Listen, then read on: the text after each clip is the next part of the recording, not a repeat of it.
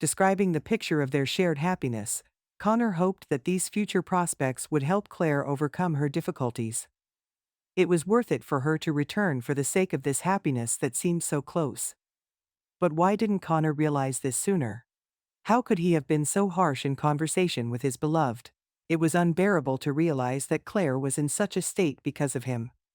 It was due to their senseless argument that she raced down the highway at an incredible speed, although she was usually very cautious behind the wheel. No one knew Connor's guilt, but that didn't alleviate the weight of his emotional burden. His only dream was for Claire to wake up after the horrific accident. Even if she would never be the same again, it was important for him to be there, to be her support, just to see her eyes and hear her voice. But the miracle never happened. Claire never regained consciousness. One night, she was gone. Doctors stood helplessly in the face of this outcome. Connor, having lost Claire, lost himself. He stopped eating, skipped work, ignored calls from friends. Life lost all meaning, and the sense of guilt became unbearable. The thought of ending the suffering even became real to him. He believed that nothing good would happen anymore because nothing could bring Claire back. Connor believed he didn't deserve happiness because of his foolish fear, which led to the loss of his beloved.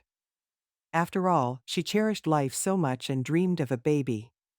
Parents tried to help Connor by inviting a famous doctor, but he could do little. He spoke in general terms, unaware of the whole truth. Connor couldn't share his guilt with anyone. It was too heavy, too frightening. One day, he accidentally met Ruby, Claire's friend, while heading home from the store. Now he only went out to the nearest wine shop, and then immediately returned home. Alcohol helped momentarily distract and cloud his mind. Ruby looked at Connor with sympathy and compassion. She herself was mourning the loss of her best friend. Their friendship with Claire was incredibly close. Learning about Connor's condition, Ruby went to him, ready to offer support. The guy didn't refuse the company of the girl and invited her to his place. They sat at the table, echoed memories of Claire, cried, and suddenly Connor decided to open up. He shared with Ruby the whole truth about his terrible behavior before that fateful accident.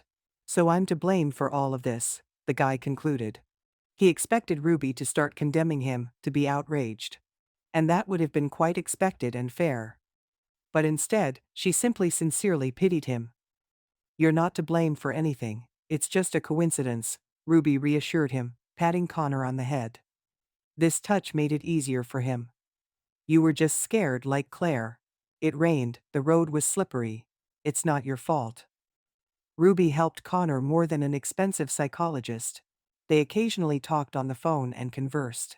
These talks brought him emotional relief, and gradually, he began to return to work, trying to emerge from the deep black depression in which he had spent so much time. Parents, colleagues, friends noticed that he was starting to get back to his usual life. But they were all mistaken. Connor knew for sure that things would never be the same as before. Many years had passed since that dreadful day, but Connor still counted the age of their child with Claire. If he had been born on time, he would have been 14 years old by now. Seeing boys on the street of the same age as his son inevitably made him think about what his child would have been like. Connor never met a woman remotely resembling Claire. Perhaps such a person didn't exist in the world. He couldn't come to terms with it, especially after experiencing true love, the kind that happens to people only once in a lifetime, and for some, maybe never.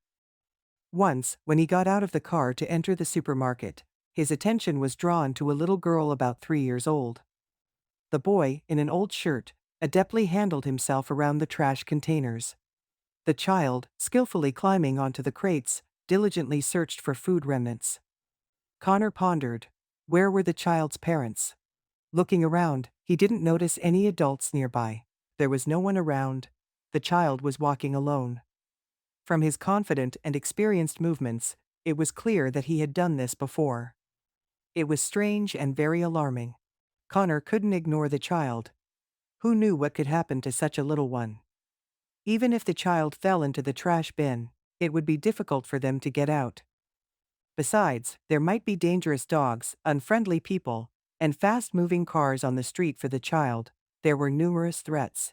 Connor contemplated whether he should call the police to intervene in the situation with the child.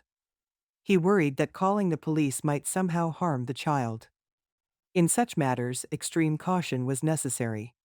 Meanwhile, the boy finished his business at the trash bins, took a bag of food, clumsily hopped down from the crates, and headed somewhere while chewing on a piece of bread.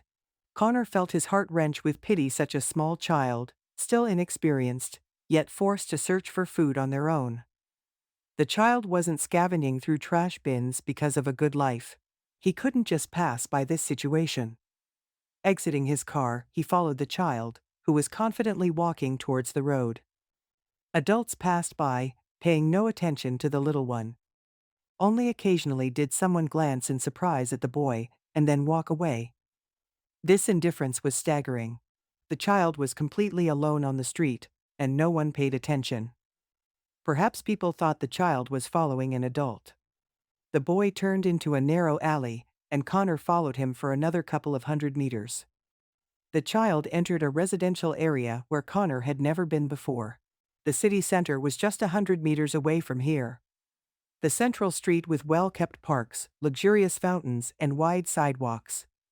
Here, however, poverty, neglect, dust, and garbage prevailed. The child approached old gates behind which lay an overgrown garden. Deep in the garden stood a cottage with a tattered roof. The boy slightly opened the old door and slipped through the gap. Connor remained on the street, continuing to observe. Was anyone waiting in the house? Why was the child left alone? The boy scampered onto the porch and disappeared behind the partially open door. After hesitating for a while, Connor decided that seemingly nothing threatened the child at home. He could return. Essentially, he was just ensuring the child didn't come to harm. But Connor's heart remained troubled. Connor felt a deep sympathy for the little boy. The uncertainty made him uneasy, so he knocked on the gate. There was no answer, so he had to put in a little effort. After a minute, an elderly man appeared on the porch, thin, short, wearing loose sweatpants and a shabby shirt. His face was swollen, acquiring an unnatural reddish hue, and his eyes were cloudy. It was evident. This person was either drunk or recovering from a drinking binge. "To whom do you seek?" the old man inquired in a hoarse voice. "To you," confirmed Connor. "It's about the child who just returned home." "You have a twang in your voice." Connor heard a threat but attempted to reassure the old man. "Just a passerby. I have something to discuss with you." "Smoking trouble again, aren't we?" muttered the old man. "But come in, the gate's not locked." The yard resembled a dumping ground. Heaps of garbage, broken bricks, beer cans, and bottles of cheap spirits. Suddenly, amidst all this chaos, there was a homemade sandbox. But what was his intention? The old man asked unfriendly. "Just wanted to help. A child alone on the street at such an age. I saw him by the trash bins, near the shopping center, looking for food." "That's it," grinned the old man. "How many times did I tell Evan not to wander off that far alone? But he doesn't listen." The child was looking for food. It was evident he was very hungry. "Who is he to you, related to whom?" Connor inquired. "My grandson," replied the old man. "The only grandson? He's a good child. We really need help. I can't work anymore due to my age." "And where are his parents?" "That's a puzzle too," answered Connor. "Grandpa, I myself would like to know. Who is Evan's father?" "My daughter Isla," the old man fumbled. "When he was born, she couldn't sort out her own life. And Isla, Evan's mother, disappeared about 3 months ago. There's been no word from them. Have you sought help? What if something happened to your daughter?" "Ah, well," waved the old man. "It's not the first time she's disappeared. She's been out of parental control for a long time. Isla started drinking at 15, and it all went downhill. Evan, it seems, held on, but Isla has no prospects, and she could abandon her son. If something had happened, friends would have told me by now." "So you suggest seeking help, looking for Isla with the authorities. But they might take Evan and place him in a children's home if they learn these details. And he's already attached to me. I can't abandon him," said the old man, sighing bewilderedly. "The boy has gotten used to me." Connor contemplated entirely different thoughts on this matter. He felt that a children's home would be, at the very least, much safer for the child than a crumbling house with a drunken grandfather. Moreover, they feed the kids well there, and Evan at least wouldn't have to worry about what his grandpa eats. Who appeared on the porch. Evan, small, scruffy, adorable, with eyes as dark as olives, attentively scrutinized the unexpected guest. Connor smiled at the little boy. He was so touching, so vulnerable. The man realized he couldn't just walk away and forget about this child. He couldn't understand what was happening to him. It's just suddenly Connor had the urge to shield the child from all the woes that had befallen his tousled head. He's a good person, the old man explained. He wants to help us. Are you hungry? Asked Connor, trying to make his voice as friendly as possible. But Evan shook his head negatively. We have plenty of food at home, I brought some. Would you like to have lunch with us? Connor immediately headed to the nearest store and bought 2 bags of groceries for Evan and his grandfather. There was meat, fruits, sweets for the little one, as well as toys, simple plastic ones from a street stall. This brought Evan particular delight. Connor pondered for a long time afterward about this chance encounter. Evan was in danger with such relatives, but his grandfather was right. Life in a children's home would be even harder for the child. Evan was so sensitive, vulnerable, endearing. He needed love and attention, and his grandpa loved him, albeit in his own way. It would be very difficult for him in the children's home. Connor began to visit Evan often, bringing food, toys, and books, enjoying conversations with the boy, playing with him, and engaging in discussions with his grandfather about life. The man couldn't leave this child alone and started watching over him. Unbeknownst to himself, this child became significant and dear to Connor. The boy's grandfather continued drinking, sometimes alone, sometimes accompanied by bottles. It seemed that Evan's surrounding friends were peaceful and friendly people. They treated the boy with warmth and care. No one mistreated him. However, the child's presence in such an environment couldn't be good. Evan's mother remained absent, as if she had forgotten about the existence of her son and father. Let him wander as he wants. The old man waved his hand when Connor asked about his daughter. If she doesn't show up, everything's fine. Once she feels like it, she'll come back. It's not the first time. Connor tried to persuade Evan's grandfather to go to the hospital. After all, he was already of a ripe age. Maybe treatment will help him, and he'll stop drinking, and then he'll take care of his grandson. Miracles happen, Connor thought, but not in this case. The grandfather persistently refused treatment, insisting that everything was fine with him. What's wrong with this? We have a house, food in the fridge. Not everyone is so lucky. How do you survive? Most countries live the same way we do with Evan. No need to make a tragedy out of nothing, the old man asserted, unaware that something was amiss. In his worldview, such a lifestyle was considered normal, and everyone lived like that. Connor continued to visit Evan and help the family with groceries.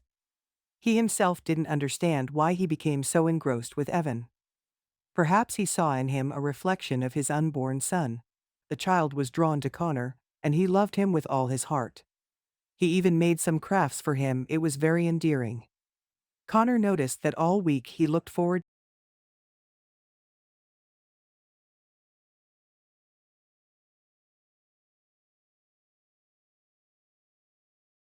as needed. But the grandfather never called. And then, in the middle of the week, an unexpected call came. Connor immediately understood that something had happened. We're in trouble, said the grandfather. Come, they're taking Evan away from me. Connor immediately went to the familiar house. He was very worried about Evan. What if something happened to him? The old man didn't explain where they were taking the child. Maybe he was hospitalized. Maybe he's okay, Connor thought. He sat, bewildered, on his grandfather's lap, anxiously watching the 2 women in police uniforms. Seeing Connor, Evan burst into tears again, presumably this time from relief. In his dark eyes, there was such hope for a kind uncle. As I told you before, Grandpa affectionately ran his hand through the boy's hair. I warned that Uncle Connor would come, and everything would be fine. What's going on here? Connor inquired of the police officers. We're trying to take the child to hand him over to the child services, one of the women explained. But this person, who claims to be the boy's grandfather, refuses to hand him over. The child is upset, added the second officer. The boy is scared now, clinging to his grandpa and refusing to come with us.